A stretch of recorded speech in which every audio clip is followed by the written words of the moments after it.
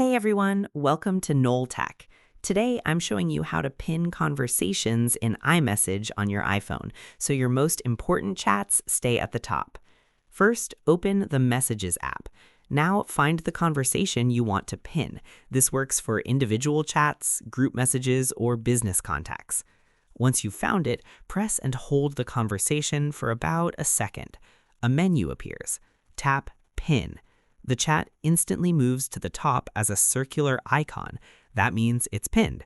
You can pin up to 9 conversations, so keep your favorite chats always accessible at the top. To unpin, simply press and hold the pinned chat again, then tap Unpin. It goes right back to your normal message list. And that's it. Quick, simple, and keeps your messages organized. If this helped, hit like, subscribe to Knoll Tech for more iPhone tutorials, and I'll see you in the next one.